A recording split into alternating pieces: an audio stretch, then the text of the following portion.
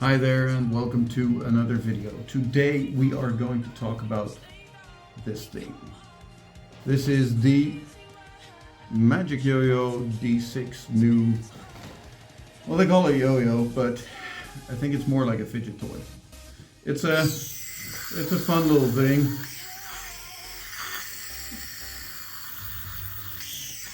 But let's have a look at it. So the D6, their new D6 is basically, it's got like hubcaps on the side, on both sides. And there is, weirdly enough, an unresponsive C bearing in the middle of it. So if we take it apart, then that is, actually a wide bearing with a groove in it, or a concave bearing. So you'd think that it would play unresponsive.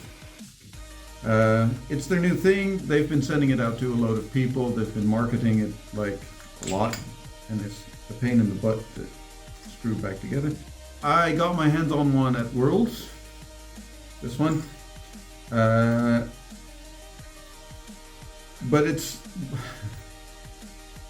I want to talk about what it actually is. So before I do that, let's do some tricks with it and show you. And that way you might get what I mean even before I explain. So, here we go. Like I said, this is a responsive yo-yo. It comes back with a tug. You can do simple trapezes with it, although it's very unstable, so it tends to go off of angle. And as you can hear, it's kind of noisy. It's similar to things like Nine Dragons. And that new offset yo-yo, I forget what it was called. You can do all sorts of basic tricks with it. It comes back with a tug. I actually tried Eli hops with it, but the gap is, or not the gap, the landing zone is so small that it's like nigh impossible.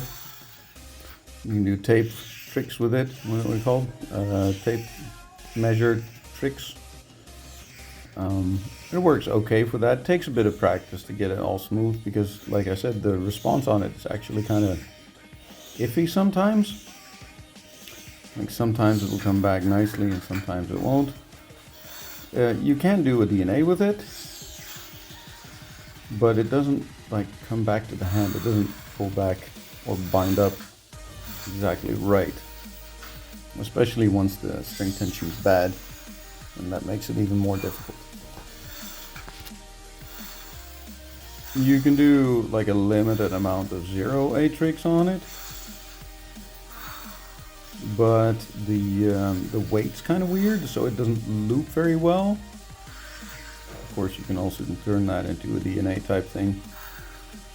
So it gives some options for fun play, but it is fairly limited in if you want to do anything fast, if you want to do big tricks.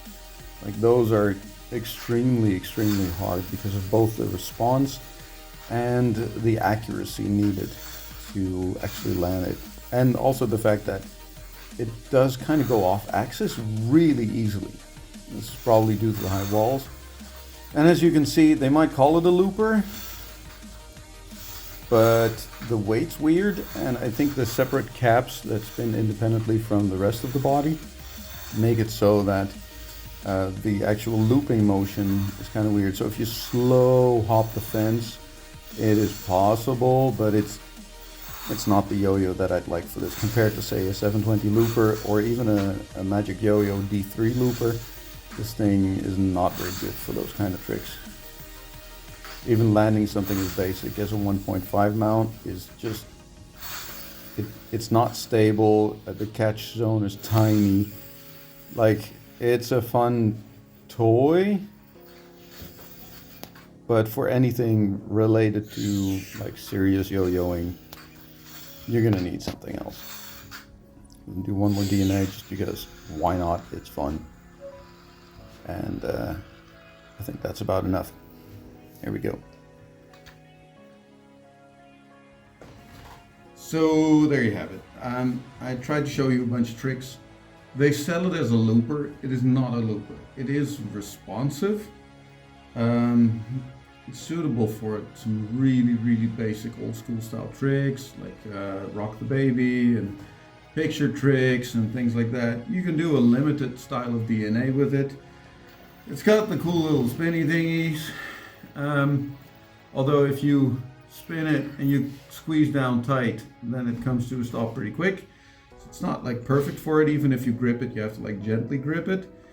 I mean, one of the cooler things about it is the way that you can use it as a spin top. Like you can, start it with a hard start and place it on something to balance. It's kind of neat. Not very useful, but it's neat. It's a fun little spinny thing, fidget toy, but it's mostly a fidget toy in the shape of a yo-yo. The catch zone is tiny. It's very difficult. It doesn't work very well for 0A tricks either. Like I'm sure there's people out there who can kickflip this, but I don't think there's a lot of them. It's responsive, but unreliably responsive. Like sometimes you pull it up and it doesn't work too well. So if you want this as a fidget toy, it's a pretty good buy. It's fun. You can spend some time on it. It's small, so it goes easy into the pocket. Like it's like a looper, but smaller. It does not loop very well, as you've seen. But if you want a serious pocket yo-yo, if you want to do like standard tricks with it instead of like mess around to see what you can do with this, don't get this. On the other hand, if you just want a fun toy, I think it's like 20 bucks or something. If you want a fun toy for like 20 bucks, you want something to throw in your pocket, something to mess around with, this might not be a bad purchase. All right, so thanks for watching. See you later.